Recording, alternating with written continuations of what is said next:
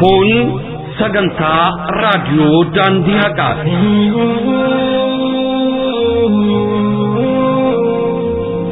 Sagantaa raadiyoo daandii haqaa torbanitti guyyaa 5 kan isiniif dhiyaatu yommuu ta'u, afaan Oromoon guyyaa 3 roobii kamisaaf sanbata. Sagantaan afaan Amaaraa guyyaa 2 kibxataa fi jimaata isiniif kan tamsaatudha. Raadiyoon daandii haqaa sagalee hawaasa musliimaa bal'aati. Kun sagantaa raadiyoo daandii haqaati.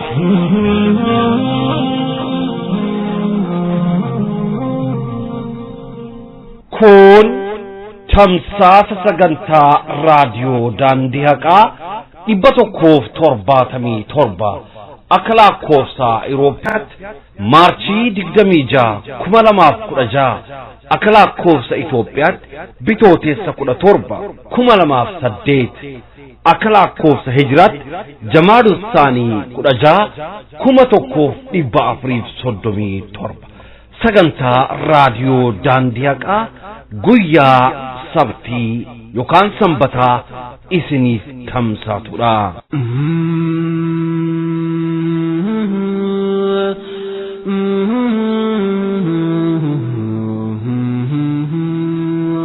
سيقدن ربي والله خير الملا جنة الفردوس نقلت يا الله سيقدن ربي والله خير الملا جنة الفردوس نقلت يا الله. بسم الله والصلاة والسلام على رسول الله صلى الله عليه وسلم. كبجمتوتا في دغيفتوتا ماتي وان راديو داندي حقا. السلام عليكم ورحمة الله وبركاته. nageenyi keenya jaalalaa fi kan kabajaa bakka jirtanitti qilleensa raadiyoo qabuuf akkam jirtu dhaggeeffattoota jaalatamtoota raadiyoo daandii haqaa. Nageenyi keessan badhaadha. Daadoo babaaroo nama sa'ii keessan nagaa diqqaa guddaan nagaa ardaan keessan nagaa qe'een keessan nagaa oolma bultiin teessan nagaa yooyyaa jennee harka fuune. Yooyyaa jennee irra deebinee egaa dhaggeeffattoota keenya kabajamoo sagantaa raadiyoo daandii haqaa kan guyyaa sanbata duraa qabannee isiniif dhihaannee jirra. Sagantaan keenya har'aa oduu qidaa qulqulluu biqiltoota sunnaa turtii gabaabduu Dr. Mararaa Guddinaa wajjin taasifne akkasumas Oromiyaa torbaan dabree keessa kan jettuu fi inni dhumaa immoo yaadiitii galatoomfadhu kan jettu dhaamsa gabaabduu bareedduu itti qabannee dhihaannee jirra. Egaa kabajamtoota fi dhaggeeffattoota hordoftoota keenya sagantaawwan keenyaa kanneen hundaa tartiiba isaanii qabannee gama keessanitti dhihaannee jirra. Hamma xumuraa sagantaa keenyatti nu wajjin turan affeerraa keenyadha. Egaa har'a qophii kana keessummeessaa kan isin wajjin turu obboleessa kiyya Hamzaa Booranaatii fi anis Aslii Oromiyaati. Hamma xumura sagantaa keenyaatti nu waliin turan affeerraa keenya garuma oduutti dabarra. Isaanii alana yaa Rabbi yaa gooftaa isaanii hin argaarta akka jallatan ibsanii alana siin gahee itti buusuu balaa. جنة الفردوس نقلت يا الله.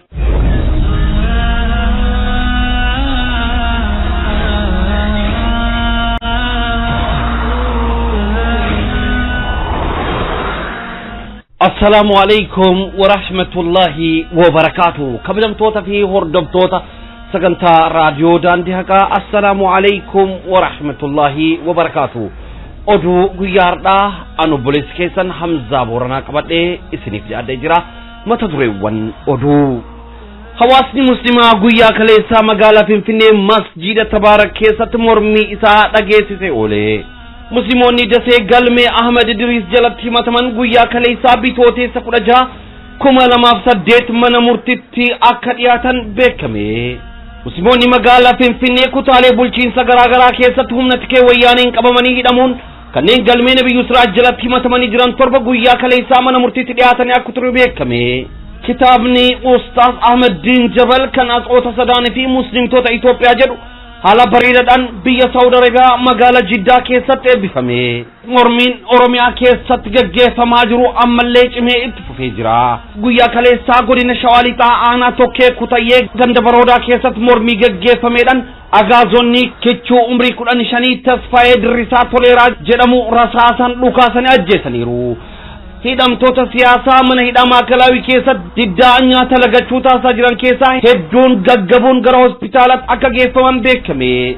Dr. Mararaa Guddinaa akka inni biyyaa hin baane uggurame. Muhaadaraan korajaafaa hawaasa muslimaa Awurooppaa magaalaa Noorweeyitti gaggeeffame. Qeerroon Kuweet Jumaata dhufuuf waltajjii gaggeessuudhaaf qophii akka xumuran beeksisan. Amma oduu bal'inaan.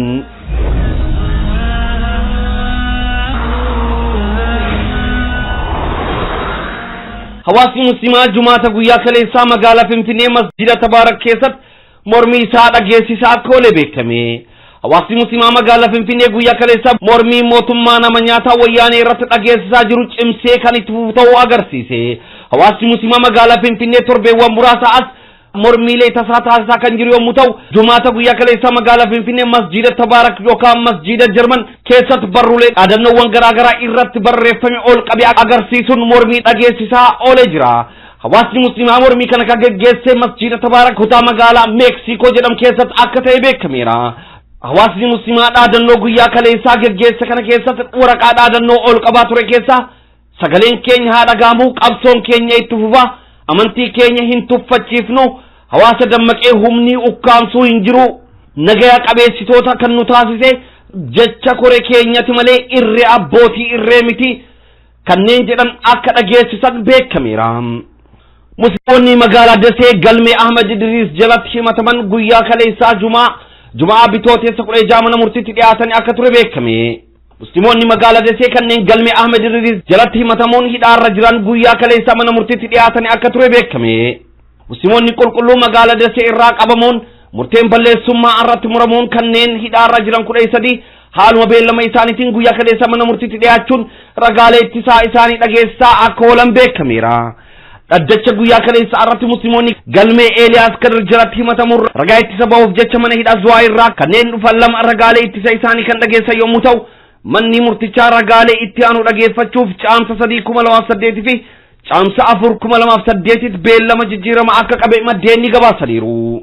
Musliimoonni magaalaa Finfinnee kutaalee bulchiinsa garaagaraa keessaa humna tikee wayyaaneen qabamanii hidhamuun kanneen galmee Nabiyyuu Siraaj jalatti himatamanii jiran torba guyyaa kaleessaa mana murtiitti dhiyaatanii akka ture beekame.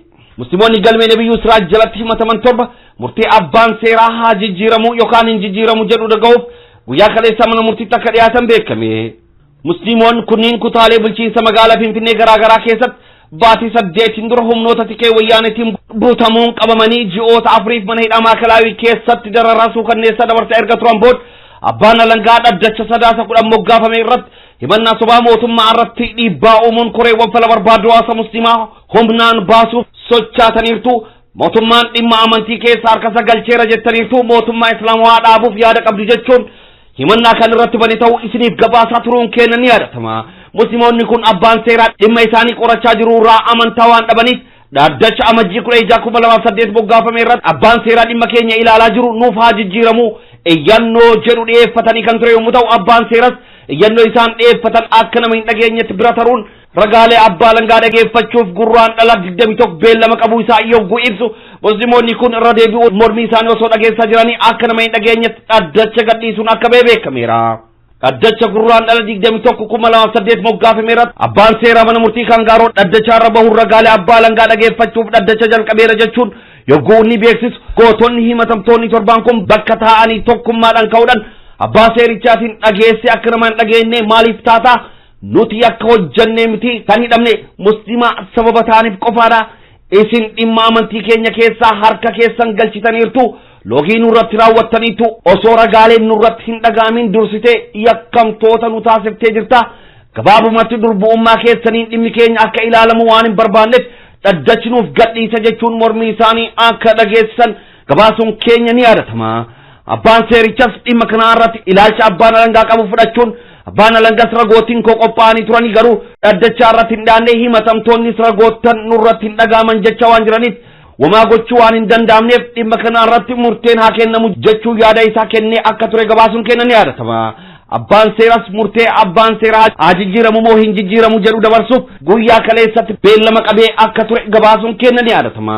Musliimoonni qulqulluun kun haaluma beellama isaaniitiin guyyaa kaleessa mana murtiitti dhiyaatanii kan ture yommuu ta'u, dhaddacha guyyaa kaleessaa irratti iyyannoon isaanii fudhatama argachuun manni murtichaa abbaan seeraa akka jijjiirame ibsuun kanaan booda dhimmi isaanii abbaa seeraa biraatiin kan qoratamu ta'uu isaanii ibsuun ragaalee dhara abbaan alangaa irratti qopheessa dhaga'uuf eebila 16/2008tti beellamni jijjiiramaa akka qabameef maddeenni keenya gabaasaniiru. Dhaddacha guyyaa kaleessaa kanarratti hawaasni musliimaa lakkoofsaan hedduu ta'e argamuudhaan obboleewwan keenyadhaaf deeggarsa qaban agarsiisaniiru.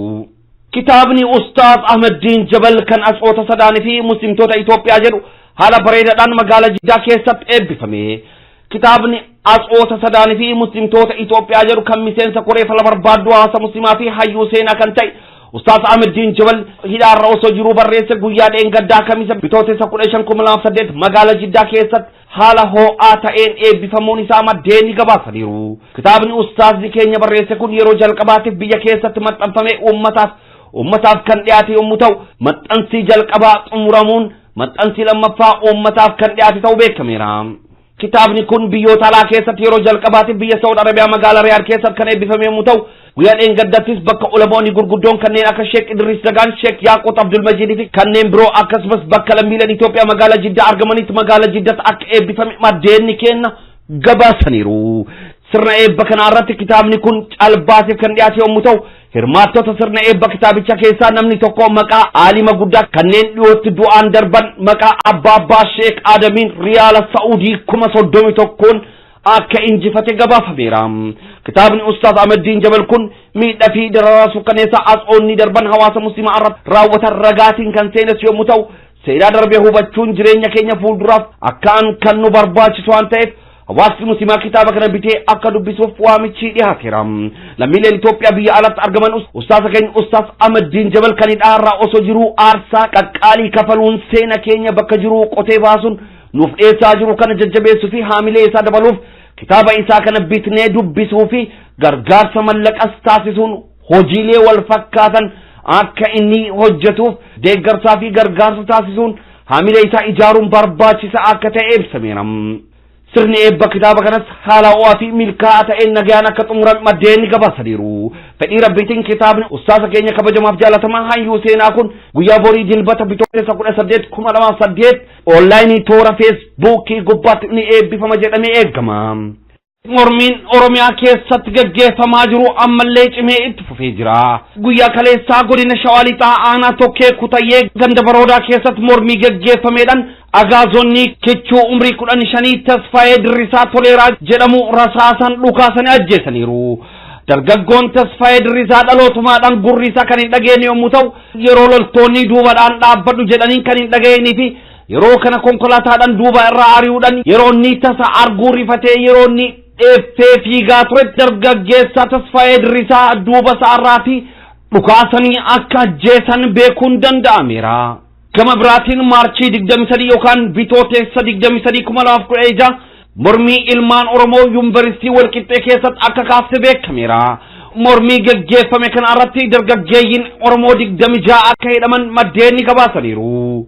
Barattoota kana bitootessa 25 2016 mana murtiitti kan dhiyeessan yommuu ta'u, manni murtii ammallee bitootessa 30 2016 beellama jijjiirama akka qabeef beekameera. Barattoota hidhamanii mana hidhaa keessa jiran keessa muraasni Olaanaa Tekkaa, Shumii Habtaamuu, Mitikuu Galaan, Gammachuu Baqqalaa, Addisuu Fayyeeraa, Laachisa Tixaanee fi Guutamaa Waagaarii akka jedhaman beekameera. Oduma kanaan wal qabatuun Oromiyaa kutaalee adda addaa keessatti hanqinni bishaanii ammas cimee itti fufee jira. Magaalota naannoo Finfinnee keessatti argaman keessaa magaalaa Burrayyuutti bishaanii erga bade ji'a tokko darbeera jechuudhaan hawaasni rakkina bishaaniidhaan gaaga'amaa akka jiru beekuun danda'ameera. Hidhamtoonni siyaasaa mana hidhamaa Akalaawii keessatti didda nyaata lagachuu taasisaa jiran keessaa hedduun gaggaboon gara hospitaala poolisiitti akka geeffaman ibsame. Odeeffannoo guyyaa har'aanuu dhaqqabeedhaan hidhamtoota siyaasaa Akalaawii keessatti didda nyaata lagachuu irra jiran keessaa namoonni hedduun gaggabanii gara hospitaala poolisiitti geeffamanii akka jiran maddeenni eeraniiru.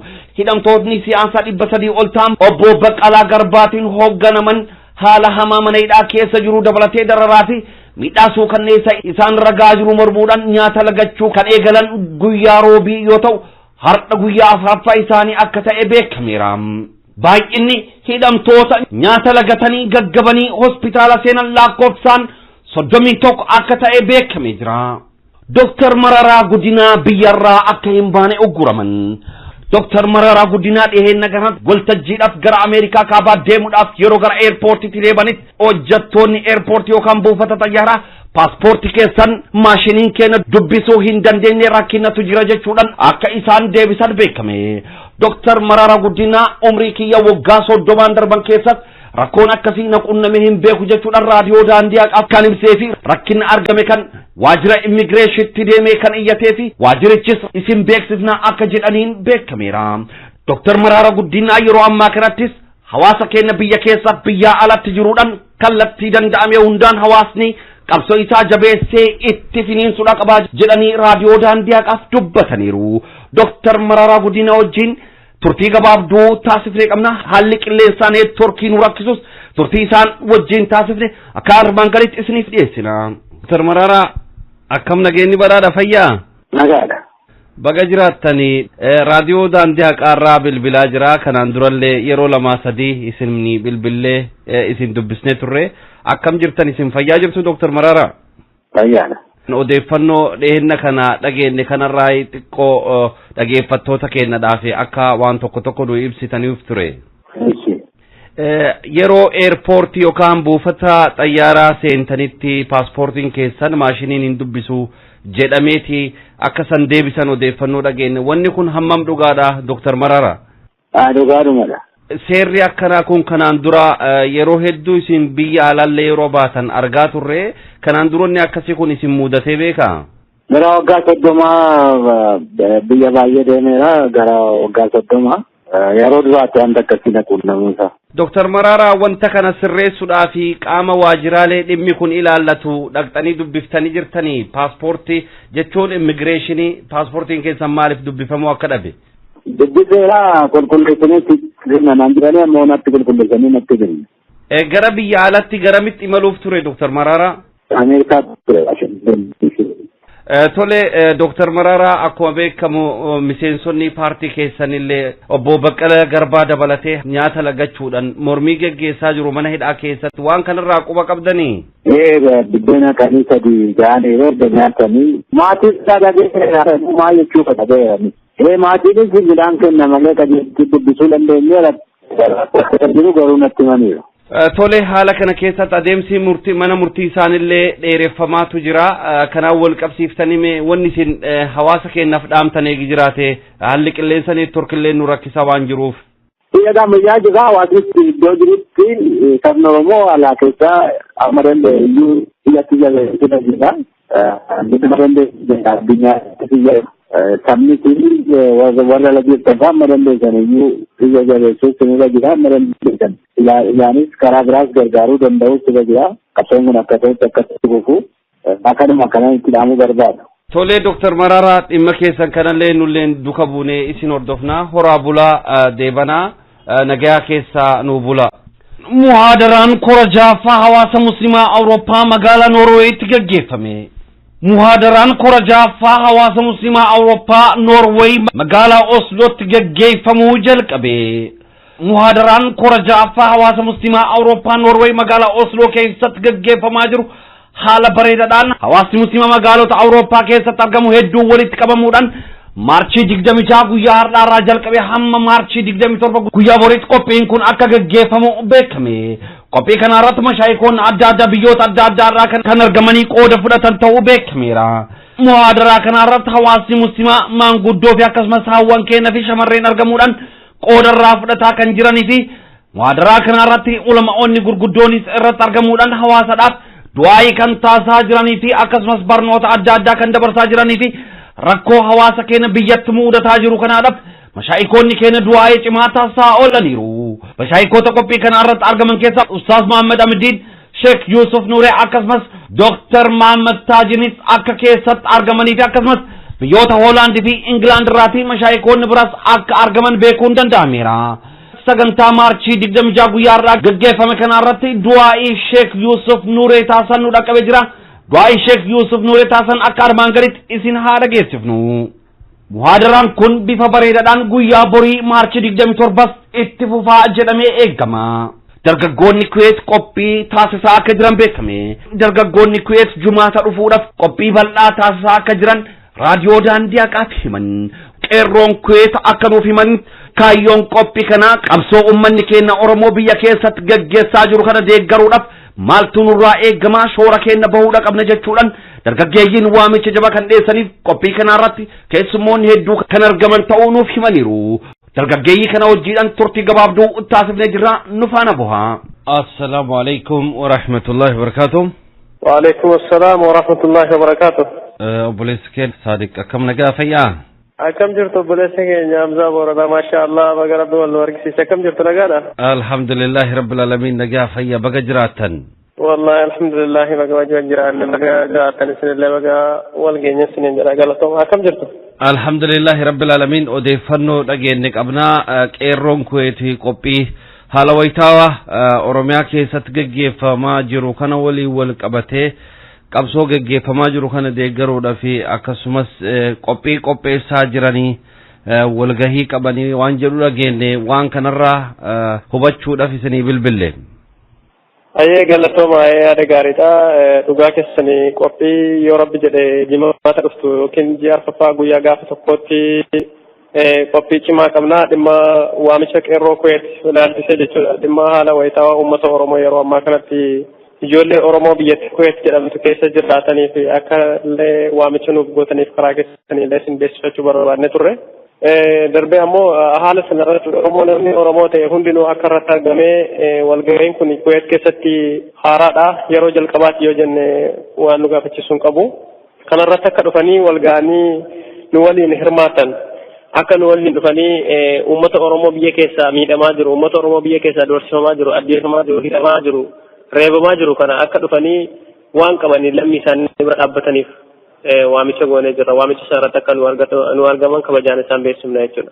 Kaayyoon waamicha kanaa inni guddaan maalidha dhageeffattoonni keenya kan magaalaa biyya Kuweet keessatti argaman akka dhufanii irratti qooda fudhataniif kaayyoon isaa wanni guddaan balaaleffannaa dhageessisuudha moo gargaarsa uummata keenya biyya keessatti miidhamaa jiruuf taasisuudha moo waan kan osoo dhageeffattoota keenyaaf akka gaariitti ibsitanii.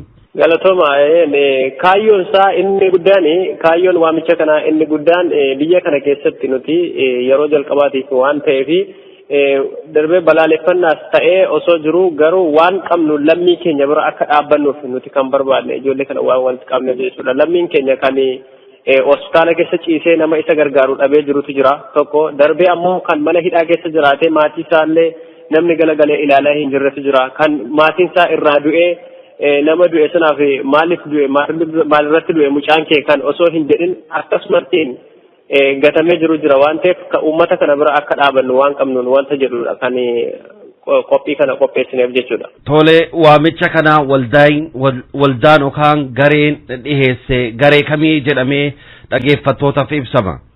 Gareen waamicha kana dhiyeesse garee sochii qeerroo Kuweet kan jedhudha kan ijaarame jechuudha. Haala kanaan ijaarree irratti socho'aa jirra kun kan ijaarames ji'oota 3 lakkoofsisee jira gareen kun kan ijaarame jechuudha ammaan kana guddatee garoota namoota 100 oliif kan inni maamila of keessaa qabu haala kanaan uummanni kun inni argamaa namoonni kana yaada irraa hin qabnellee karaa keessan kanaan akka dhaggeeffatanii dhufanii nu waliin hirmaatan kabajaan isaan gaafanna.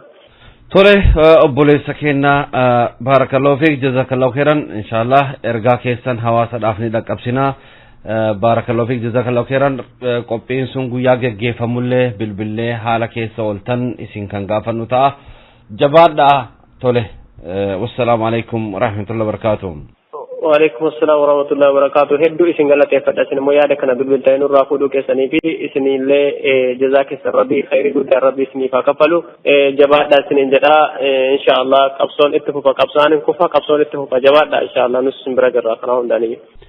Kabajamtootaaf hordoftoota dhageeffattoota raadiyoo daandii haqaa oduuwwan guyyaa har'aaf qabannee isiniif dhiyaannee kana fakkaatu qophiiwwan keenyaaf wajjin turtii gaarii.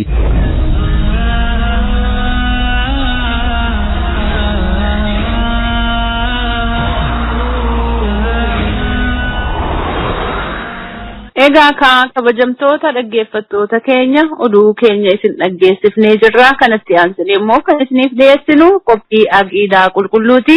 Kan ustaaza keenya Sheek Muhammad Waadootiin isiniif dhiyaatudha. Qophiin aqiidaa qulqulluu har'a maalirratti xiyyeeffatti Hamza gabaabumatti?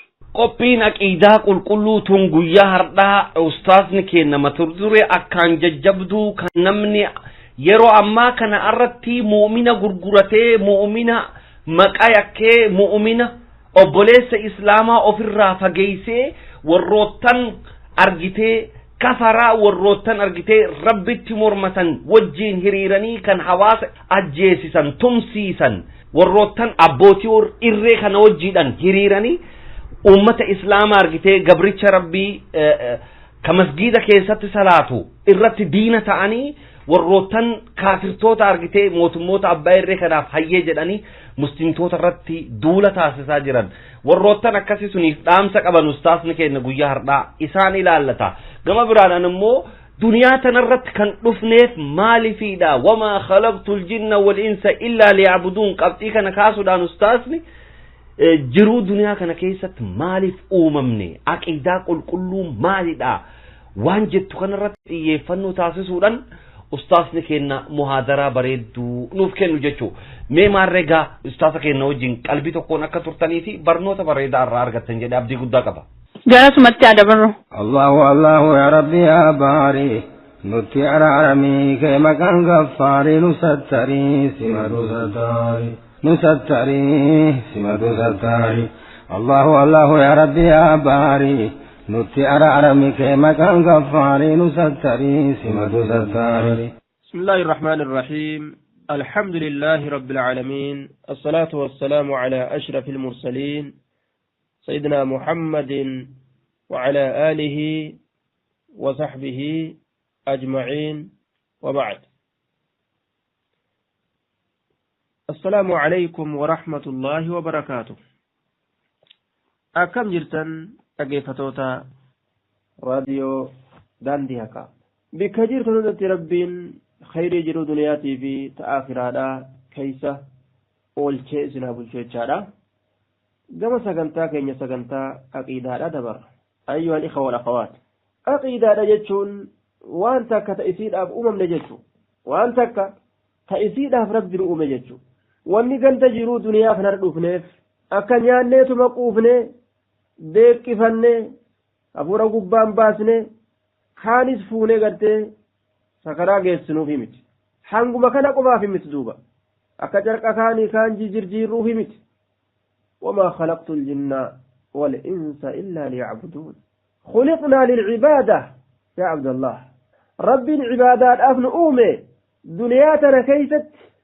cibaadaadha wannu nuti dalaguudhaaf dhufne jechuudha duuba ilma namaatirraa man kaana cibaadatuhu shahwata nama cibaadaan isaa fedhinnuma isaa taate jira fedhinnaa rabbii achuma kaayee fedhinnaa ofii jala kafiigu jechu nama cibaadaan isaa cibaadaa fedhinnaadhaa qofa taatetu jira akka beeyladaadhaa ka ta'e bal adalla akkuma rabbiinuu jedhe bal hum adall ka beeyladarra irra jallaadhaatu jira yoo beelada ka'ee nyaata barbaadachuu yoo quufe alba'ee gartee ofirraa ciisu horiin fiigi isaan jettu lubbuun ka'ee eegee dhaabee fiigu yaa abdallah nuti rabbiin nu uume kabajaa nutti godhee of nu beeysise alaamana nuu kenne walaqad karramnaa banii aadama kabajna jedheen rabbiin nuume jechu kabajarraa waan yaabbannu nuuf godhe mana keeysa gallu nuuf godhe ka yeroo oo'aa waan qabbanaawaa banatee taa'u ka yeroo qabbanaa waan oo'aa banatee taa'u uffata rabbiin gartee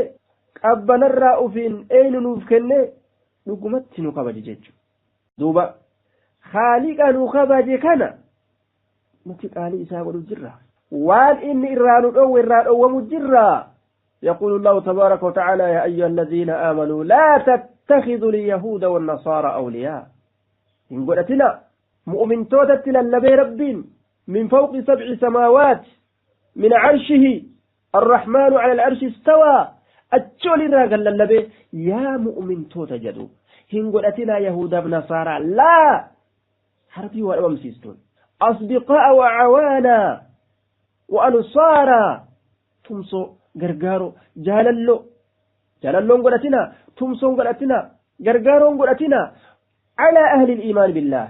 ابن جرير الطبري وانجده إن الله تعالى نهى المؤمنين جميعا أن يتخذوا اليهود والنصارى أولياء على أهله وحلفاء على أهل الإيمان بالله ورسوله. نعم يهودا ونصارى akka jaalallee hin godhanne rabbiin mu'mintoota hunda dhoowwee jira. Yoo isaan jaalallee godhatan maaltu argama? Isaan jaalatuun waan isaan irra jiranillee jaalatuudha ta'a. Isaan jaalatuun isaan gargaaruudha ta'a. Isaan jaalachuun shirkii fi kufriin teessanillee sirriidhaa itti fufaa jechuudha ta'a duuba. Naam. Man ahabba qawman fahuwa minhum. Namni ummata tokko jaalate isaanumarraa. Naam.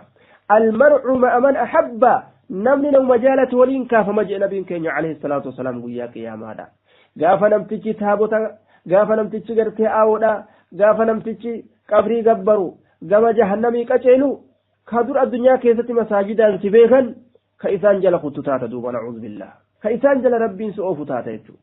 Walima maaliif sun maalirraa argame isaan jaalatte. Edaati zaataan masaajida dhaabbatte malee qalbiidhaan beeta kiristaanii keessa jirte jechuudha. Qalbiidhaan gartee أولياء جتة قبري موضوع جرتاج نعوذ بالله ومن يكون بعده أولياء بعد وفي قرين أجهل اللي أكت كبري والقرقار تنقرتني بهاسين سأكت إسلام الرت واليام تنقرتني أكهوري بوجت في بوتي إسلام تقومتان إساء القبمي أقران بكتك على دين إسلام كيسا ملأت أقران اتفقني الكنيقيات الشفصنيمي مالها الكنيقيات أباسني دارها الكنيقيات أباسني دولا سريتي في دولا قرتي هم ناتينس توا هنداتين ججو واندان هندان ومن يتولهم منكم جرتي أكناتا إسنرا نمني جالا اللي قلته فإنه منهم إنس الإنسان مرة يجادوا ربنا عز وجل. نعم لا منهم إنسان مرة فإن من تولاهم ونصرهم على المؤمنين فهو من أهل دينهم. نعم نمني إنسان كان جالا اللي قلته إنسان تمسي سلسان مراس فإن من تولاهم ونصرهم على المؤمنين فهو منهم فهو من أهل دينهم فإنه لا يتولى متول أحدا إلا وهو راض به وبدينه وما هو عليه.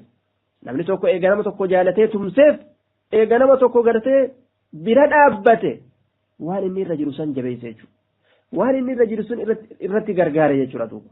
أيها المؤمنون والمؤمنات أي سجرنوتي namni islaamaa sibiratti xiqqeeffame kufriin sibiratti kaafirri sibiratti daraja argata.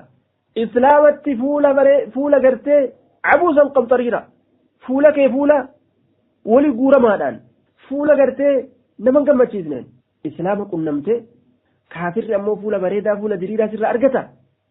Islaamni dubbii fokkattuu sirraa dhagahee kaafirri dubbii bareedduu dubbii mi'ooytuu sirraa dhagaha. islaamni sibiratti beelawee kaafirri sibiratti quufa. يا عبد الله فترى الذين في قلوبهم مرض يسارعون فيهم والركم والرقرت كافر كان جلد فيقو والرقلب إساني خيست لكم نجر جيتشو ربي نقرتهم يجو نقرت يا محمد والرقلب إساني خيست لكم منافقكم مالا لكم نشكيلا لكم نقرت دينك هنا بل فويوكا جبوا لا كيسجروا كأريفة كجرجرا كمدة من تورا قرتا فيهم في مودة اليهود وموالاتهم ومناصحتهم يهودا جالتشو كيست إساني تمسو كيست إسان غرغارو كيست إساني تلتو يادو كيست كان من إسلاما نصيحة بريدو تلتو بريدو يادو في سر أبيه كافر غرتي سر أرغت.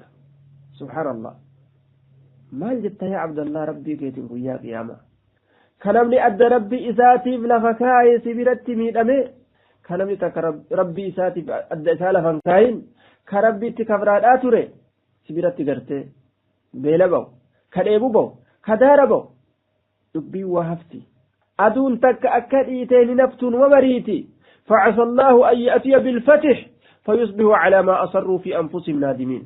ويان كافر شيناون مروف أكما سندورة شيناوان ويان منافق شيناون مروف أكما سندورة شيناوان ثم سربين في دون حقا أكما سندورة في أمس مروف نمروف دوبا guyyaan khaliqni qofti sodaatam guyyaan laa ilaaha illa allaan dalaydu dachii rabbiit irratti guyyaan namni akkanumatti wasana tokko maletti akkanumatti gartee wasana laa ilaaha illa allaatti wal keessa bobba'ee deemu wasanni isaanii laa ilaaha illa allaadha نعم كالابان إساني لا إله إلا الله ندفع ويانا كذي كأين الله ميدم كأين الله صدى ندتشي ربي تنا كيست إلا الله اللهم لك تلفتيتي متي أتاك دبرون قبدو تنغندكيتي متي أسبركتون قبدو ويا واني أكثين أبمو كدتشين هندي دتشي إساتات كلفت هندي لف إساتات كنمن هندي لف إساتو كربي ملي وان تكن صداني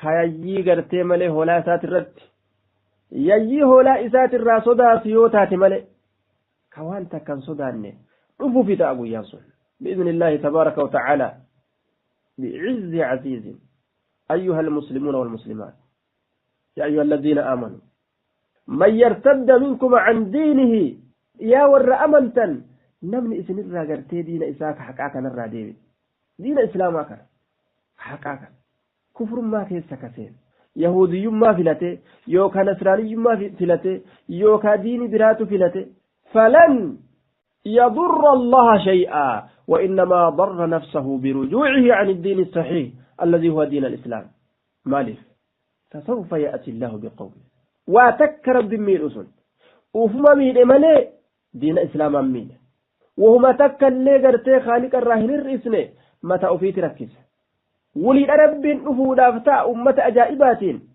أمة قرتي يحبهم أمة إسان جالتمو خرب رجالتما كحق ربي دابا كدغاك إسين جرتي لفكايا ويحبون كإسان اللي رب في جالة الله أمنسون أذلة على المؤمنين أعزة على الكافرين أمة مؤمن توترت للافورة كمؤمنة للافا كرهمة قلنيف أكا هرك أفيت كلالا أكا ميل أفيت كلالا أكا يجي أفيت كلالا أكا هم لو أفيت كلالا إسلامك أكا برت كلالا قام إساني كإساني راتئ اتلالني لم يرك أفيت همتون دلب ميلا أفي نمني وأفرت رين جبسر تيجا إجو في وأفرت بليس أكا قام أفي جبيسانيت همنا قام إساني راتئ اتلالني إسلامك كان كجبيسان جيشو أعزة على الكافرين كافرتو ترت جبوكتان نعم نما دين ربي فالس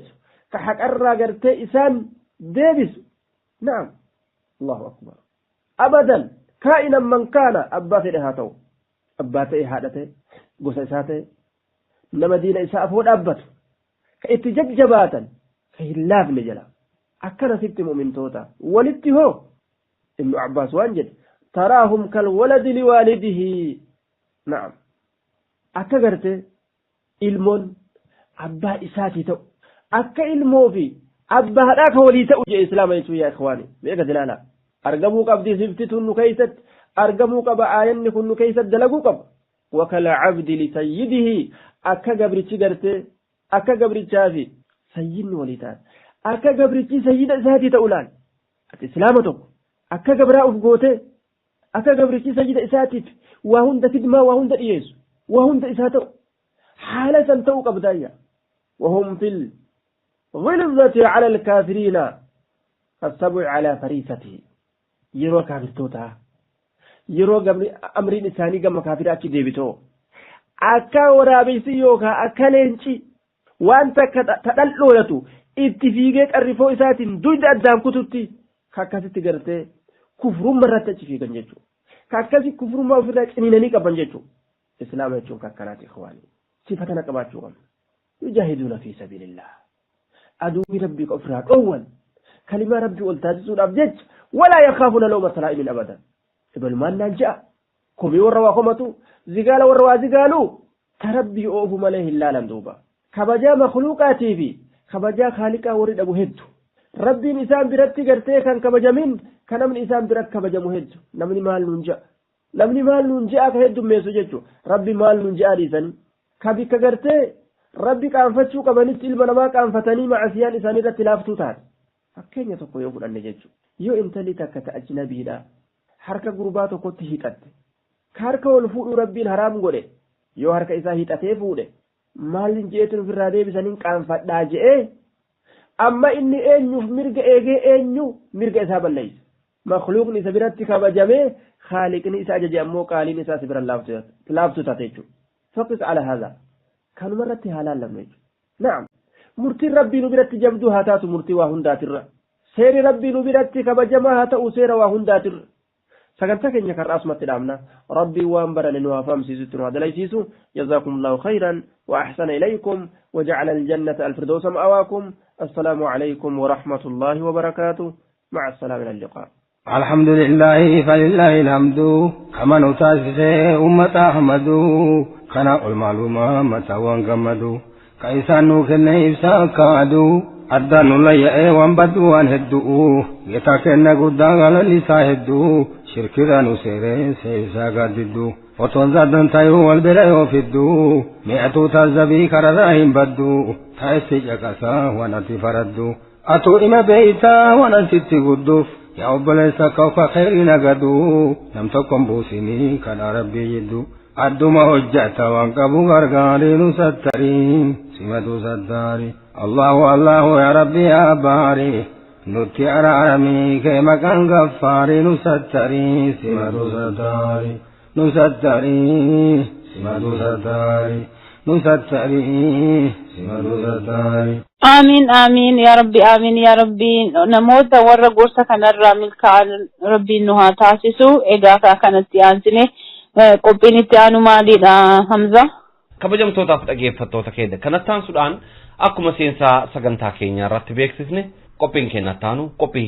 بكل توتا سناتي أبولي وان كينا قبي بكل توتا سنا قبيسان سغنتا ويارلاك اندي فتاني كبتاني دي هتاني جرو Egaa kabajamtoota dhaggeeffattoota keenya ammas turtiin keessan nu wajjin haa ta'u jecha garuma qophii biqiltoota sunnaatti isin dabarsa. Kaayoo qabuna lala, kaayoo qabuna lala, kaayoo qabuna lala, kaayoo qabuna lala, kaayoo qabuna.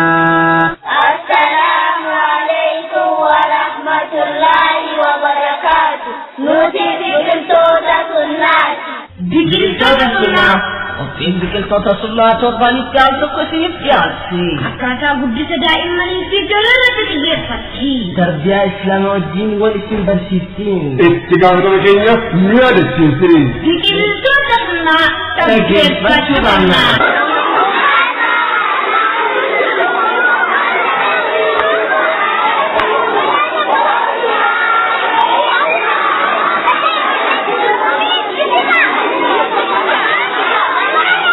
Kaayoo qabuna lala, kaayoo qabuna lala, kaayoo qabuna lala, kaayoo qabuna lala, kaayoo qabuna.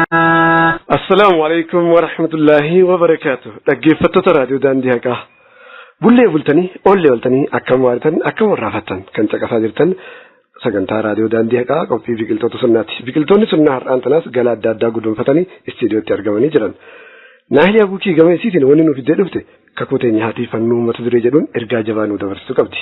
Yaamsi Soofiitis seenessuu seenaa dhugaa irratti xiyyeeffate. Abaarsa haadhaa mata duree jedhuun torbaan dabre kan nuuf dhiyeessuu jalqabe har'aan tana kutaa lamaffaa fi kan xumuraasaa qabatee dhufee jira. Qophii teenya akkuma isin beeksifne kanaan kan isin dhageessifnu ta'a. Qophii teenya sana wajjin yoo turtan ni bohaartan ni barattan waan hedduus irraa argattan. Kanaaf qaama qalbiidhaan nu caqasan afeerraa keenya. Amma kallattumaan gara Naahiliyaa Buukeettiin isin dabarsa. Yaa jamaa mee gurranaa kana quraana fadhiisaa irra dhumuu qabna. Joollee teessan tiisaa barsiisaa quraana akka nu jallisne adawwi sheeytaana jaalanu roobu rabbiin Allahumma najjina. Warreen qalbiin gooyteera mata rabbiirra saantu biyya seenee diinballeessu jira. Irra deebi'uudhaan assalaamu alaykum wa rahmatullahi wa barakaatu. Dhaggeeffattoota keenya nagayaa jirtu qabxiin arra qabannee dhufne kakuurratti xiyyeeffata. Qaamaa qalbiin na caqasaan afeerraati. Kakuu teenya haatiifannu. Obboleeyyan muslimaa kakuu teenya hangamsiifachaa jirra laata. Daa'imman keenya maaliin kakachuu jiran quba qabdu. Maal daa'imman qofa haadhaaf abbaan keenya waa baay'een kakatu. Kakuuwwan nu ajaa'ibsiisan keessaa mee muraasa isiniif haa himnu. Haasoo keenya irratti kakuuwwan kun irra baay'een isaanii if abaaruu keessaahuu qaama biraa abaaruu irratti xiyyeeffata. Fakkeenyaaf haati too haa duutu abbaan koo haa du'u. Maal kana qabu? Kan nama jaallatu kakatus hanga hin qabu. Yeroo tokko tokko immoo yeroo gufatan takkaahuu taateen takka yoo irratti geessu maqaa nama jaallatan sawwaamu. Rabbii irraanfatanii yaa abbaa hoo yaa obboleessa hoo yeroo rakkisaa kana keessatti Haaliqa dagatanii makhluuqa qabatu. Mee yaa obboleewwan keenya kaatimaan teenya yoo nu baddeehu mee kakuuwwan na ajaa'ibsiisan kan biraatti haa dabarru. Fakkeenyaaf aduun gala deemtu reefka kiyyaan haa deemtu. Lafeen abbaa kiyyaa qabrii baatee na haa waraantu. Haati gariinis ilmoo tiyyaaf haadha nan godhin jetti. Ijatee duraa na haa fuudhuunis hanga hin qabu. Foon haadha kootii. Mee judditti gaafii takka isin haa gaafannu dhaggeeffattoota. Yeroo akkanatti dilina if abaarru yoo kijiba taate hoo. Inumaa dhihoo tana kan nu ajaa'ibsiise foon godhee ruuzanna haalaaqu. Eegaa bidaan daangaa hin qabdu. Yoo seera rabbii guddaa dhiisne fedhii lubbuutiif buluu jalqabne daangaan itti dhaabbannu hin beekamu. Qawwee agaazitti na haa galchuuf jedhee kan kakatus waan dhabamu. Caqastoota keenya kakuuwwan armaan olitti isiniif erre kun cuftinuu baaxile. Ammas ilaalcha dogoggoraa takkaatu jira. Wallaahi jechuun lafee fi foon kiyya gargar haa baasu warra jedhu. Kun kijiba. Wallaahi jechuun rabbiin kakadha jechuudha. Muslimni rabbi qofaan kakata. Rabbiin keenya immoo subhaanahu wa ta'ala waan fedheen kakachuu danda'a. Aduun, ji'aan, urjiin kan fedheen kakata. Ergamaan rabbii sallallahu alaihi wasallam waan rabbii gadittiin kakachuun shirkiidha jedhan. Shirkii jechuun rabbi qindeessu ni beekta. Yakka rabbiin akkaan jibbu kan hin araaramu jedhee nuuf hime. Kanaaf obboleeyyoo muslimaa nuti mushriktootatti fakkaachuu hin qabnu. Kakuuwwan armaan olii cuftinuu kan irraa maddan hunda dura wallaalummaa yoo ta'u itti aansuun immoo olmaya kaafirtoota wajjin goonurraa dhaalle kan isaanii waan nu golchu hin qabu. Waan fedhaniin haa kakatanii. Nuti garuu rabbi qofaan kakachuu qabna. Kanaaf haadhaaf abbaan keenya ilmaan keessan biratti eega rabbiitii waan takka illeenuu hin kakatina. Ijoolleen teessanis yoo rabbi dhiisanii waan biraatiin kakatan ittiin callisina. Yeroo san sirreessa. Kakachuullee hin baay'isina. Rabbiin keenya quraana isaatiin akkana nun jedha. Kakuu teessan tiiffadhaa. Kanaaf xiqqaa guddaan dhiiraa dhalaan kakuu teenya haa tiiffannu. Dhaamsiin gama kiyyaan qabu kana. Torban inshaallah ergaa biraa fudhadheetiin deebi'a. Har'aaf nageetti isiniin jaa. والسلام عليكم ورحمة الله وبركاته. جربي سيبوني موتي أرديف زمان كوال شكيسيسو أمة إسلاما نقيسا بكيسي أدوي ظالما يا مالك الملك جوابني خيتما يا جماعة إسلاما ميقرنا كنا Quraana fadhiisaa irra dhumuu qabna. Ijoollee teessan tiisaa barsiisaa quraana. Akka nu jallisne adawwi sheeytaana. Jaalanu roobi rabbiin Allaahumma najjina. Caqastoota raadiyoo daandii haqaa. Obboleettiin teenya Naahilii Eebukee ergaa bareedaa nu dabarsite.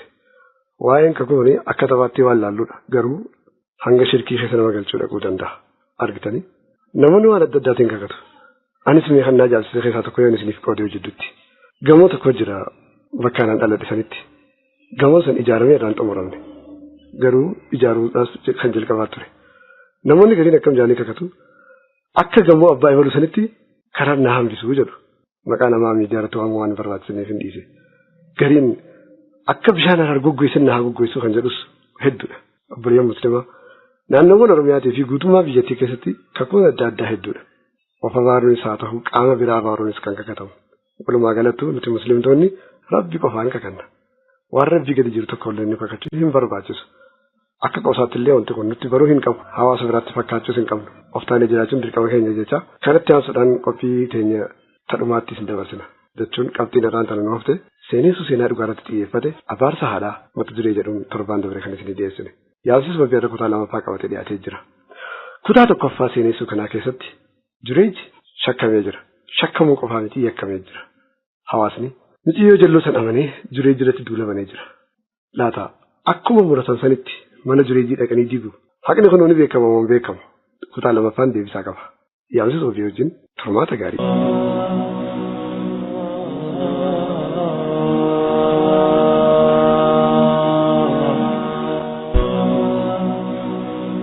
Abaarsa haadhaa seenessuu seenaa dhugaa irratti xiyyeeffate kutaa lammaffaa fi kan xumuraa abaarsa haadhaa.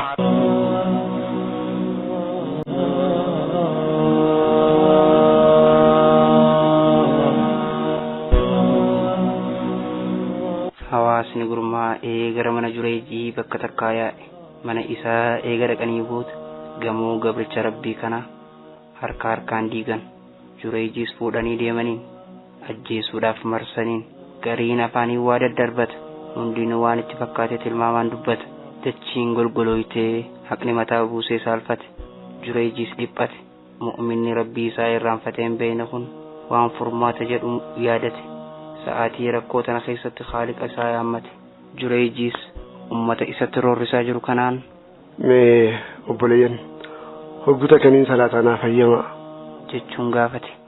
Ummanni zaalimtootaa kunis waan takkan fidu jechuun salaat ja'aniin gabrichi rabbiitiis salaata hidhate salaata khushuu'aan guutamee xumaaninaan faayame rakaata lama salaate salaamata baafate.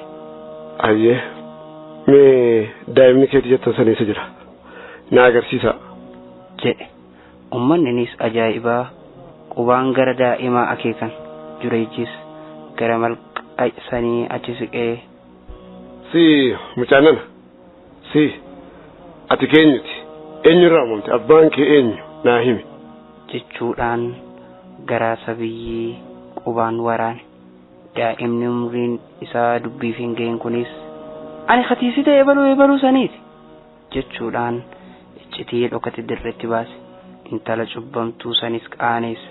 Jureejis haragalfatee mataa isaa ol qabatee rabbii isaa galateeffatee hawaasni waan dhagee amanuu dadhabee ajaa'ibame dubbiin nama kanaatis raajii taate. Ummanni jarjaree osoo hin hubatin badii isaa malee Jureeji komates battalumatti gaabbee dhiifama gaafate. Dhugaa nama kana baay'eetti balleessinee jirra. Abboo dhiifama. Mana keellee warqii irraa siif ijaarra abboo.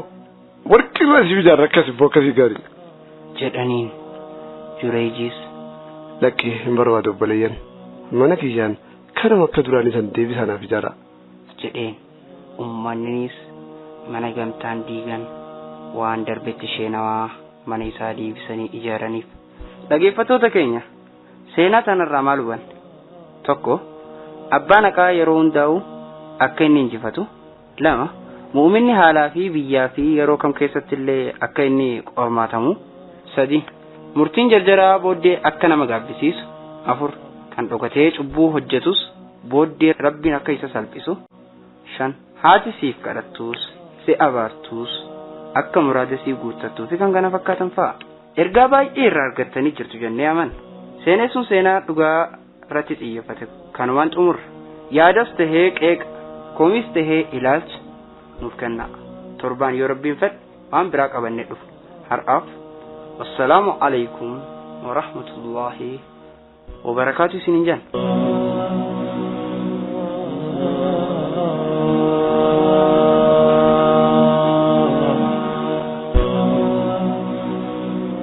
Caqastoota keenya qophii biqiltoota sunnaa qopheessitoonni yaamsa soofiitii fi naahilii abukeetis maqaa keessaniin galatoomfanna.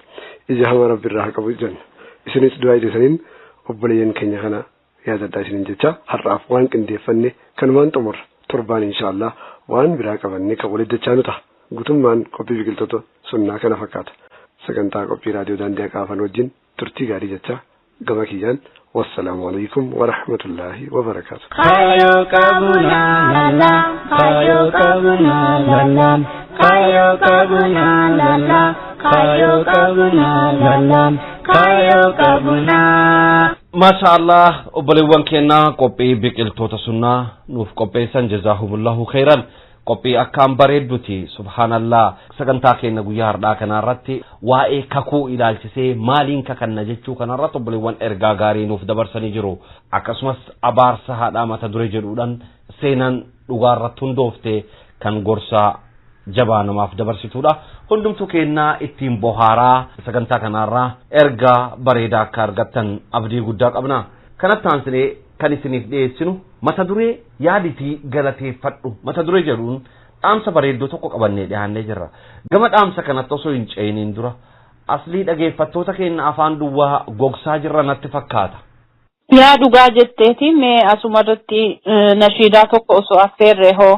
Tole meegaa asli nashiidaa dhiheenna kanas anumattu affeeraa ture dhageeffattoonni keenyas asliin nashiidaa hin beektu fidhamoo maaliif nashiidaa nuun affeerree jedhaa jiru natti fakkaata maarree gaa'at osoo nashiidaa takka affeerte.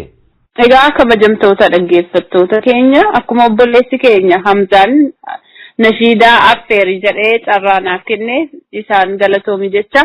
Anis nashiidaa akkaan jaalladhu keessa isinis kan jaallattan kan ustaaza keenya Raayyaa Abbaa Maccaa mata dureen isaa Islaamummaan ifa baanaan nu garsiisi Nasridiinii kan jettu isinii akkan affeeruudha. Hamzaa galatoomiiti itti gannaaf lakkisika. Filannoo bareeda filattee obboleettiin teenya asliin nashiidicha wajjin turtii gaarii. Islaamummaan ifa baanaan nu agarsiisi Nasridiinii.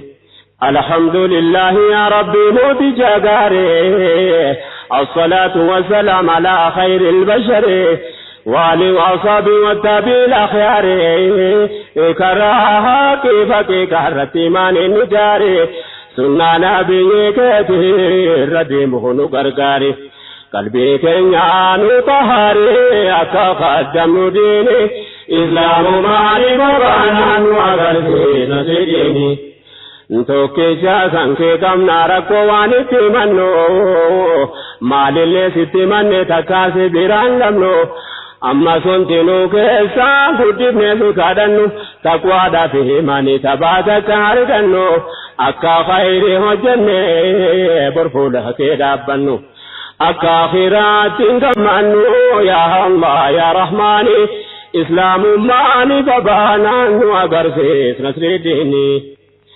Gufuuf gufaata diiniyaati nu jalaa kaase qalbii keenya deebotaa imaaniin nu obaase nafsiyyaaf ibliisatu nutti ta'e waswaase karaa feete nu ofte nu taasifte gowwaase nu qabee nurraa duhuchi bowwaase nuti hin qabnu quwwaase kan ittiin ofeenyuuni islaamummaan ifa baanaan nu agarsiis Nasridiini.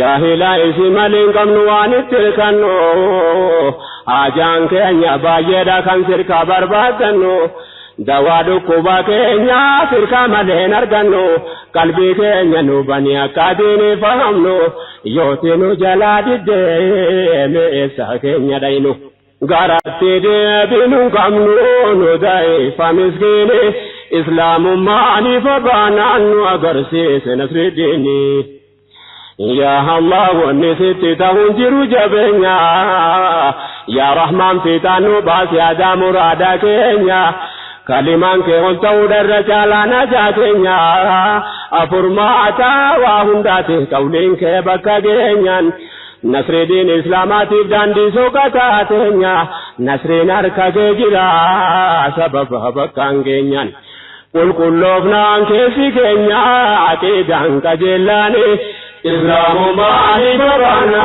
وغرسي نسيديني كنو وان قولي ساتيني مميلا فجرو ربنا بدن قومي تقرى وان ججيرو قرآنا ندبت إن الله لا يغير همنا بنفسي ذاكرة ججيرو نتوفي تجلنا أما لليل انتريرو كنو بنيه ججيرو اندر كما يا إخواني إسلام ماني فبانان وغرسيس نسيديني Egaa kabajamtoota dhaggeeffattoota keenya nashiidan booda walitti deebinee jirra amma itti aansinee kan isiniif dhiyeessin immoo dhaamsa bareedduu gabaabduu yaadiitii galatoomfadhu jedhudha. Egaa kabajamtoota dhaggeeffattoota keenya dhaamsa bareedduu kana garuma isaatti isin dabarsa. Alhamdulillahi galata galchina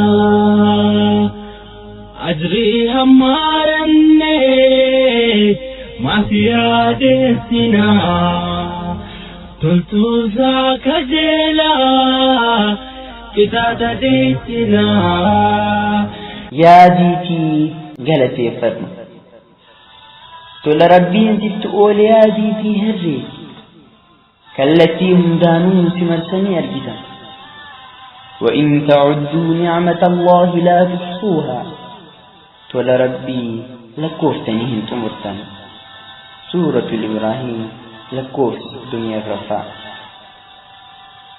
قام كيتيف فيا دنيا كيتيف نجا garaa keetiif nyaataa fi dhugaatii qilleensaa fi bishaanistiif kenneera osoo atin hubatin jiruun harka kee jirti osoo atin yaadin ammoo duniyaan balbalatee jirti وأسبغ عليكم نعمه ظاهرة وباطنة تولا إساء ملأتو في بفتو إسم الرد الأنجلاتي إن أرجتن سورة اللقمان لكوف سبيك دمفا ija lama qabda arrabaa fi hidhii lama qabda harka lama qabda maarree ni'maa rabbii keetii kana murmitaa yeroo miilawwan hedduun namarraa muraman kanatti ati miila lamaaniin tarkaanfachuun kee waa xiqqaadha namoota hedduu yeroo hirribni gizetti ati rakkoo tokko malee rafuu danda'uun kee waan salphaadha waan dhandhamamu waan dhugamu dhabanii akkasuma bishaan qulqulluu dhabuun dhukkubootaaf kan saaxilaman dabree ammoo bishaan jarmaawaa du'aaf nama saaxiluu danda'u dhuguun bara baay'ate kanatti garaa kee nyaata madaalamoon guuttee bishaan qulqulluu fi qorraa ta'e dhuguun kee waan tuffatamu gurra kee ilaali duudummaa irraa hafteerta ija kee yaadi ballummaa irraa haftee waan hunda ilaalaanii jirta gogaa kee ilaali barataa fi qurxii irraa baraarameera sammuu kee fayya qabeettii ammoo hin dagatin maraasumma irraa eeggamuun qananii guddaa sirratti oolameera ija tee warqii gaara uhutti tilmaamamuun geeddaruu ni feeta gurra ittiin dhageettu birrii tuulaawwaniin madaalamuun jijjiiruu ni filattaa arraba kee kennitee masaraa mootummootaa babbareedoo fudhachuun duudaa taatee jiraachuun si gammachiisa harka kee warqii fi meeta babbareedoo jijjiirtee jiraachuun si tufira hin beekne malee tula baay'ee fi kennaa hedduu keessa cuuphamteerta daabboo ho'aa bishaan qorraa hirriba gaarii fayyaa guutuu fi kan kana fakkaatan osoo qabdu dhiphatta mataa kee of cinqitaa jiruu teetitti gadditaa carraa keetitti aartaa kan jiru ilaaltee galateeffachuun osoo sirra jiruu kan dhabde si dhiphisaa furtuun gammachuu osoo harka kee jirtu qananii kumaatamaa wantoota gaggaarii fi kennaa gurguddoo osoo qabdu kisaaraa qarshii yeroo takka sirra gahee uf cinqitaa وفي أنفسكم أفلا تبصرون لبوا تيسن كيسا ملتوا وانجروا سلهن أرجتني سورة الزاريات لكوف تدقدني تكوفا تول ربين سرتي ماتي كي سرتي منكي كي ستي هجي كي سرتي فيا كي سرتي هريا في نانو كي سرتي أنني وان دنقلأني إجغتيتين إلهي يعرفون نعمة الله ثم ينكرونها تول ربين بيكو بودقروني جنا سورة النحل لكوف تسديتني صدفا yaa rabbi galanni dachaan siif haa ga'u qananii kana hunda kan lakkoofnee keessaa hin baane kan himnee hin xumurre kan yaannee hin fixne fayyaaf nagaa nutti oolteef galanni si haa ga'u kana hundarraa ammoo ifaa islaamummaarra nu keettee dukkana kufrii irraa nu baraaruu keetiif galanni dachaan si haa ga'u. Barumteeti amdi rabbii si faarfanne mootummaan teeti daakaa tan dhaabanne alkhaaliqu albaari'u alkabiiru arraabi'u alqaabidu alghaffaaru يا الكريم يا الرحيم الحفيظ يا الوهاب يا القهار العزيز فارونتي أمد ربي تفارفني وثم تيتي ذاك تنافني يا الرزاق يا الفتاح العليم يا السميع البصير الحليم يا اللطيف الخبير العليم يا الشكور المقيت الغفور فارونتي أمد ربي تفارفني وثم تيتي ذاك تنافني الله أكبر الله أكبر الله أكبر kabajamtoota fi dhaggeeffattoota hordoftoota sagantaa raadiyoo daandii haqaa kan hordofaa jirtan sagantaa raadiyoo daandii haqaa guyyaa sabtii isiniif tamsa'aa jirtudha. Sagantaa keenyaa tokko lama jennee jalqabne kino gama goolabutti dhaqqabnee jirra. Qophiiwwan keenya irraa barnoota argachaa bohaaraa akka jirtan abdii guddaa qabna. Egaa sagantaan keenyaa inni xumuraa kan ta'u obboleettiin teenyaa asliin Oromiyaa torbaan darbe mata duree jedhuudhaan qophii jedhu qopheeffattee dhiyaattee jirti. Qophiin kun akkuma beekamu kanaan duras akkuma ibsine Oromiyaan maal keessa ooltee bulte haalli isiin itti jirtu maalidha waan jedhudha. Aslii meegaa gama sagantaa kan keetiitti osoo hin ce'in wanti dubbattu jira laata? Wanni dubbadhu baay'eellee hin jiru akkuma duraaniin jennetti Oromiyaan torbaan irraa hamma torbaanitti maaltu jira maaltu adeemamaa jira kan jedhudha. Namni hunduu akkuma gurraa qalbii qabutti ji'oottan afran dabranii shanaffaa keessa seennee jirra fincila diddaa gabrummaa uummanni Oromoo kaase kanaani waa hedduutu adeemamaa jira. Torbaan irraa torbanitti waanuma haaraa dhageenna. Kanaaf nutis dhaggeeffattoota keenya odeeffannoo isaan jala darbe yookiin kan hin argin yookiin kan hin dhagahin tarii yoo jiraate kan jedhuun yoo irraanfatanis yoo namarraa dhagaanis akka irra deebi'anii yaadatanii fi fincilli diddaa gabrummaa kunis kaka'umsa amma jiruun akka jabaatee itti fufu godinoota kamtu haala gaarii irra jira godinoota kamtu xinnoo laafeera kan jedhuu fi dabareen akkamitti deemaa jira kan jedhudha. Oromiyaa keessatti walumaa galatti waan adeemamaa jiru isaan yaadachiifna.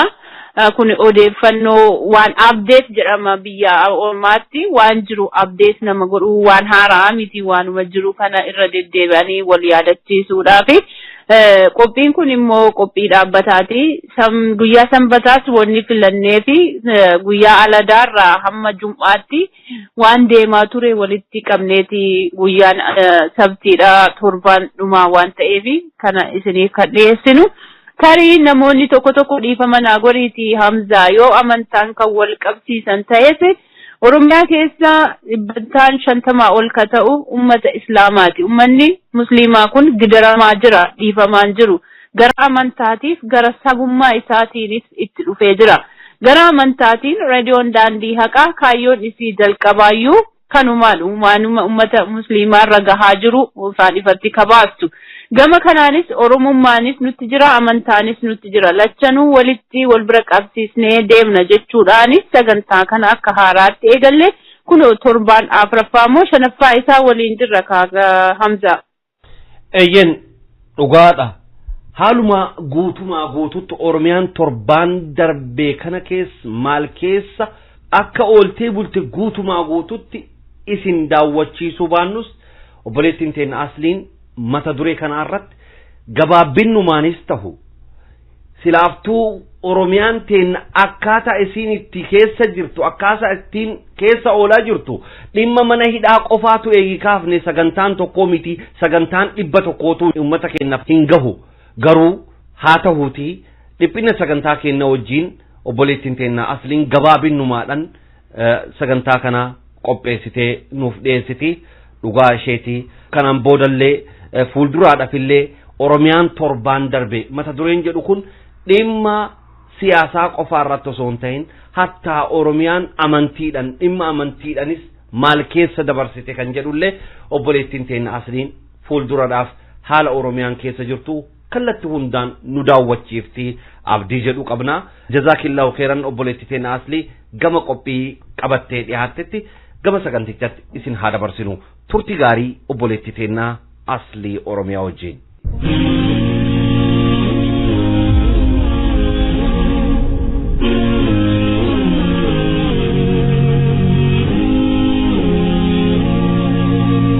Oromiyaa torbaan dabre keessa qophiin kun torbaanitti al tokko kan isinii dhiyaatudha. Oromiyaa torbaan dabre keessa.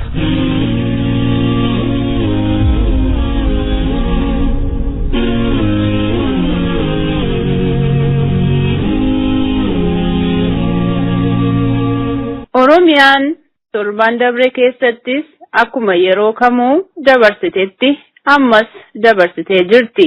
Ajjeechaan tumaan hidhaa fi gidiraan ittuma fufee jira. Erga fincilli diddaa gabrummaa eegalee ji'oottan 4 dabranii 5ffaatti ce'amee jira.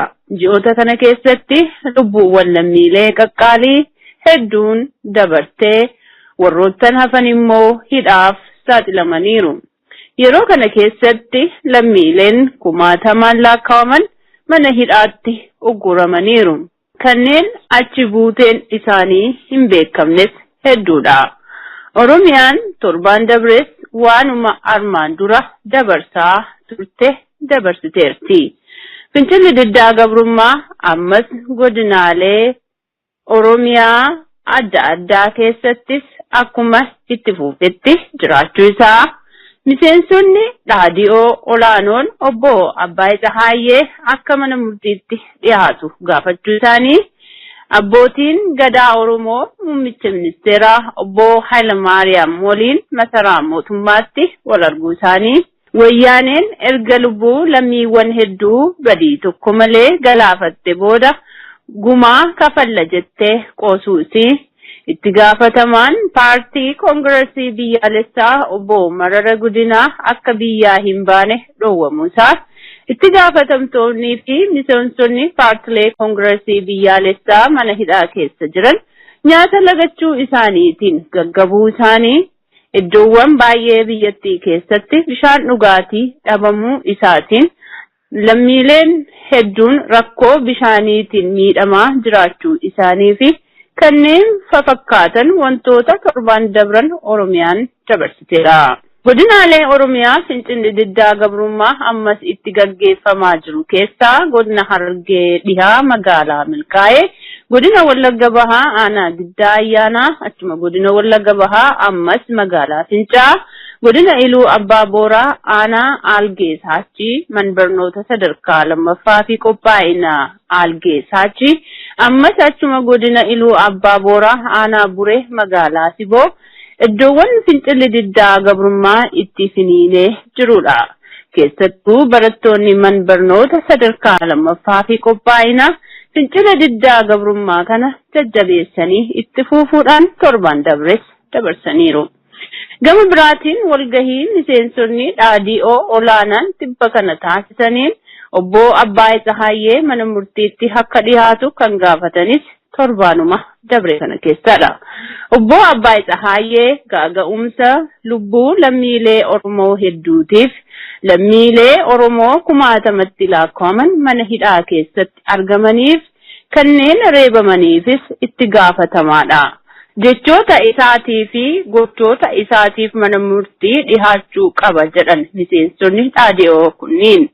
Akkuma yaadatamu obbo Abbaay Tsahaayyee karoorri maaster pilaanii Finfinnee kun jaalattanis jibbitanis hojiirra ni oola jedhee miseensota dhaadhiyootti addataa ture. Karoora kana kan gufachiisu yoo jiraate likkii itti agarsiifna jedhee dhaaddatee ture. Tuffii uummata Oromootiif qabuun yeroo adda addaa jechoota adda addaa dubbachaa turuun isaas ni yaadatama. Haaluma wal fakkaatuun Ministeerri Kominikeeshinii biyyattii obbo Geetaachoo Raddaas akka mana murtiitti dhihaatu gaafachuun isaanii kan hubatanis torbeedhuma dabre kana keessadha. Gaafii miseensonni dhaadhiyoo gaafatan kanarratti hundeessaa fi miseensa dhaabbata bilisa baaftuu uummata Tigraay kan ta'e obbo Abbaay Tsahaayee haala kamiin akka mana murtiitti dhihaatuuf eenyuutu himannaa irratti bana kan jedhu wanni beekame tokko hin jiru. Gama biraatiin abbootiin gadaa Oromoos muummicha ministeeraa biyyattii obbo Hayilamaariyaam Dassaaleeny waliin masaraa mootummaatti kan wal qunnamanis torbeedhuma dabre kana keessadha. Abbootiin gadaa yeroo Hayilamaariyaam arganitti qabxiilee ijoo 10 armaan gadii kana itti dhiheessan. Tokkoffaa, rakkoon Oromiyaa keessaa fala hatattamaan argachuu baannaan biyyattii fi naannawa gara hin barbaannetti geessa. Lammata, humnoonni mootummaa nama ajjeesan seeraaf haa dhiyaatan.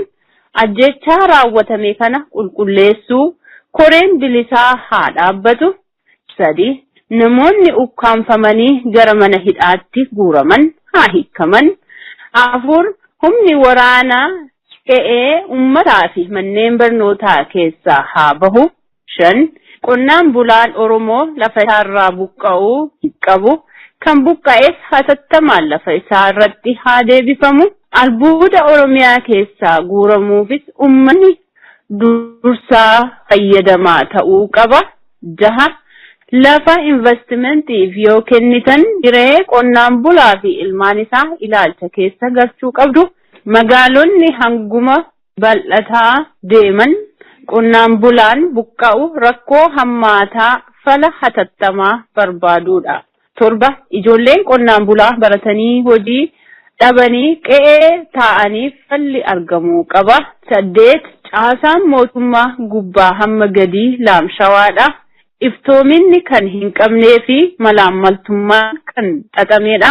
9, gabaasni sobaa gara gadiirraa ol dhufuu fi miidiyaan dabru mootummaa balleessaa jira. 10, miidiyaaleen mootummaa itti gaafatamummaa malee hojjataa jiran sirraa'uu qaban kan jedhu muummicha ministeeraatti dhiheessanii turan. Wayyaaneen erga lubbuu lammiilee Oromoo hedduu galaafattee booda gumaa kafala jechuun uummata Oromoo gowwoomsuuf yaalii taasisuuf kan dubbattes torbaanumas dabre kana keessadha. Erga lubbuu lammiilee qaqqaalii Oromoo hedduu gaagaameen booda gumaa kafala jechuun uummata bal'aa irratti baacuun waraana biyyattii guutuu keessatti bittinneessan utuu hin baasin lammiiwwan sababa wayyaaneetiin badii tokko malee mana hidhaatti ugguraman utuu hin baasin ammas kan hafes guyyaa guyyaan mana hidhaatti utuu ugguraa jiran gumaa kafalla jechuun uummata irratti baacu dubbicha hammeessu ta'a malee hin qabneessu. Uummanni Oromoo maallaqa utuu hin taane bilisummaa biyya isaa barbaada. Fedhiin isaas abbaa biyyaa ta'e biyya isaa bulfachuudha. Lammiin gumaa fudhatu tokkollee akka hin jirre kan ibsames torbaanuma dabre kana keessattidha. Itti gaafataman paartii koongirensii biyyaalessaa obbo Mararaa Guddinaas akka biyyaa hin baane buufata xiyyaara Boolee irraa kan deebifamanis torbeedhuma dabre kana keessadha. Obbo Mararaan gara biyya alaa deemuun miseensota isaa biyya alaa jiran waliin marii gaggeessuu fi haala dhaabbata isaanii itti cimsan irratti karoorfatanii yeroo gara Ameerikaa kaabaatti deemuuf jedhan kan tikee wayyaaneetiin paaspoortiin keessan sistamii kenna keessa hin jiru jechuun akka xiyyaara hin seenne taasifaman. Wayyaaneen obbo Mararaa Guddinaa hojii irraa ari'uu yeroo kaan waajjira isaa irratti cufu yeroo kaan miseensota dhaabbata isaa ajjeesaa hidhaa cunqursaa hedduu irratti gaggeessaa turte jirti. Walumaa galatti jechuun ni danda'ama miseensonni isaanii kumaatamatti lakkaa'aman mana hidhaa keessatti argamu yeroo kana. Gama biraatiin immoo itti gaafatamtoonnii fi miseensonni paartii koongireesii biyyaalessaa mana hidhaa keessa taa'anii lagannaa nyaataa taasisaniin gaggabanii mana yaalaa seenuun isaanii kan dhagahames dhumuma torbee dabre kana keessadha. Itti gaafatamtoonnii fi miseensonni kunniin lagannaa nyaataa guyyoota 3 mana hidhaa keessa taa'anii taasisaniin kan baay'ee miidhaman yoo ta'u hanga ammaatti namoonni 31 ta'an gaggabanii mana yaalaa seenuun isaanis dhagahamee jira. Waa'ee maqaa namoota kanaa hanga ammaatti wanni beekame hin jiru. Garuu lammiileen kunniin iddoo fedhes haa ta'u qabsoo keenya itti fufuu qabna jechuun lagannaa nyaataa taasisanii baay'ee hubamuun isaanii kan dhagahames dhumuma torbee dabre kana keessadha. Akkuma yeroo dabre isinii ibsinetti ammas dhabiinsi bishaan dhugaatii Oromiyaa keessatti haala hamaa irra ga'ee jira. Lammiileen hedduun rakkoo kanaaf saaxilamaniiru. Haroo lagaa waraabaa dhugaa akka jiranidha. Sabimaaleen adda addaa gabaasa kan jiran. Haaluma wal fakkaatuun magaalaa Finfinnee keessattis rakkoon kun hammaachuu isaatiin manneen barnootaa, manneen yaalaa, manneen nyaataa rakkoo hamma hin jedhamneef kan saaxilaman ta'uusaa sabimaaleen adda addaa gabaasaa kan turani torbeedhuma dabre kana keessadha. Egaa walumaa galatti dhaggeeffattoota keenya Oromiyaan torbaan dabre lammiilee fi kaan awwaalachaa, kaan immoo miidhama isarra gaheen dhukkubsachaa, kaan mana hidhaatti guyyaa guyyaan ugguramuuf immoo booyaa dabarsitee jirti. Torbaan itti aanu hoo maaltu si eeggata laata? Rabbitu beeka. Nama torbee nu haa taasisu. Injifannoon kan uummata Oromooti nagayatti. Egaa kabajamtoota fi dhaggeeffattoota hordoftoota sagantaa keenyaa dhugumatti Oromiyaan haalli isiin keessa jirtu gidirraan isiin keessa jirtu nama gaddisiisa. Dargaggeeyyiin keenyaa manneen leenjii mootummaa xoollay bakka adda addaa keessatti yeroo ammaa kana hidhamaa jiran. Obboleettiin teenya Asliin haala murtaa'aa ta'eedhaan Oromiyaan maan keessa akka dabarsitee nu daawwachiiftee jirti. Jazaakillahu khairan obboleettii teenya Aslii. Inshallah bal'innaadhaan dhimmoota akka kanaa irratti illee fuulduraadhaaf qophiiwwan akkasii akka nuuf qopheessitu abdii guddaa qabna. Marreegaa kabajamtootaaf dhaggeeffattoota keenya sagantaa keenya tokko jennee jalqabne kunoo asiin baanee jirra. Aslii dhumarratti wanni as dhaamtu, wanni as dubbattu eegi jiraate maaltu nu hafe laata? Kan nu hafe mata dureewwan oduuti. Mata dureewwan oduu booda dhaggeeffattoota keenya kabajamoo walitti deebine nagaa keenya kan jaalalaa walitti dhaamanne gargar deemna kaa amma garuma mata dureewwan oduutti isin ceesisa. Hawaasni muslimaa guyyaa kaleessaa magaalaa Finfinnee masjiida Tabaarak keessatti mormii isaa dhageessisee oole. Musliimoonni dasee galmee Ahmad Idris jalatti himataman guyyaa kaleessaa bitooteessa 16 2008 mana murtiitti akka dhiyaatan beekame. Musliimoonni magaalaa Finfinnee kutaalee bulchiinsa garaagaraa keessatti humna tikee wayyaaneen qabamanii hidhamuun kanneen galmee Nabiyyuu Siraaj jalatti himatamanii jiran torba guyyaa kaleessaa mana murtiitti dhiyaatanii akka ture beekame. Kitaabni Ustaaz Ahmad Din Jabal kan asxoota sadaanii fi muslimtoota Itoophiyaa jedhu haala bareedaadhaan biyya Saawud Arabiyaa magaalaa Jiddaa keessatti eebbifame. Mormiin Oromiyaa keessatti gaggeeffamaa jiru ammallee cimee itti fufee jira. Guyyaa kaleessaa godina Shawaa Lixaa aanaa Tokkee Kutayyee ganda Baroodaa keessatti mormii gaggeeffameedhaan agaazonni kichuu umrii 15 Tasfaayee Dirrisaa Toleeraa jedhamu rasaasan dhukaasanii ajjeesaniiru. Hidhamtoota siyaasaa mana hidhaa Maakalaawii keessatti diddaa nyaata lagachuu taasisaa jiran keessaa hedduun gaggabuun gara hospitaalatti akka geeffaman beekame. Dooktar Mararaa Guddinaa akka inni biyyaa hin baane uggurame. Muhaadaraan korojaaffaa hawaasa muslimaa Awurooppaa magaalaa Noorweeyitti gaggeeffame.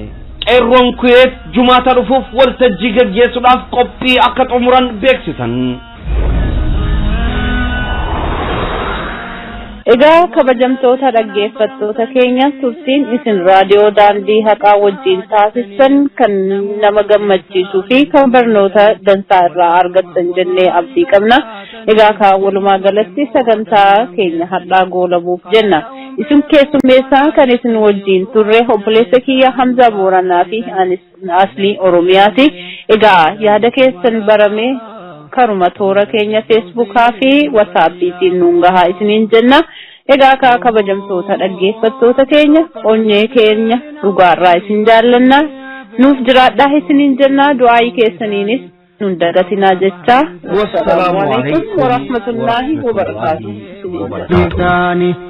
وليما نبي ما داني قصكم ومعجزة جدميني فالفلكن كتي سنس شكني أتي ساحر تاججوك يكني تكارك إنسان نتنقهمني ستين منو يمالو إتاني إيجي حالكنان موسى تيمني موسى انقرى مريك كرچو إساني ألنا يا ربي يا قفتا إساني هنرقار تاكا جلد نفسني ألنا سنگه اتبوسو بلا جنة الفردوس نقلت يا الله